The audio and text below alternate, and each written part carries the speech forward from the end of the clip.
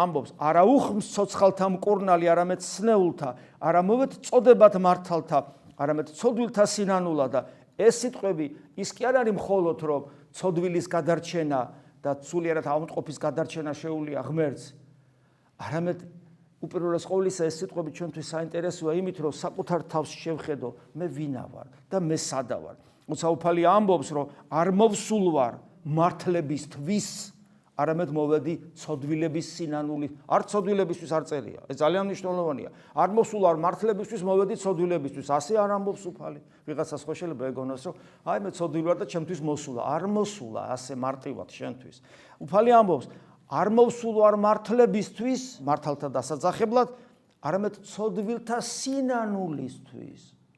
ანუ შენ თუ მეტამორფოზის პროცესი არ დაგეწყო, შენი ცოდვილობა კი არ გაცხოვნებს. აი ძალიან მნიშვნელოვანია. ხო და ეს სიტყვები რატომ არის საინტერესო? საინტერესოა იმით, რომ მე რა კატეგორიას განვუკუთვნებ თავს და ეს ეხება რწმენას. მე თუ მორწმუნე ვარ, როგორ ხედავ საკუთარ თავს? მართალი ვარ თუ ცოდვილი ვარ? ახლა ვინ ცოტათი მაინც გაცნობიერებულია კი, მამაო ცოდვილები ვართ, აბა რა. და რატო განიკითხავთ, მაშინ ცოდვილები თუ ხართ სხვებს? როგორ შეიძლება ავადმყოფმა ავადმყოფს უთხრა შეავადმყოფო, გესმით? რატო განიკითხავთ? ან ჩემ თავს ვეთქვი.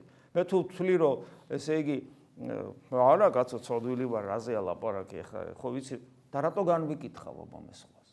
ნახეთ, საკუთარი თავი მართალი გგონია და უფლის სიტყვები რომ არ მოვსულ არ იმისათვის, რომ თეოდორე შენ დაგიძახო, იმიტომ რომ მართალი ხარ, ამან უნდა შემაძრწუნოს. და მოახდინოს ჩემი ცხოვრების და ჩემი სულიერი ცხოვრების და ჩემი რწმენის რევიზია ერთხელ და სამუდამოდ, რომ ნუ მგონია რა ეს თავი მართალი რა.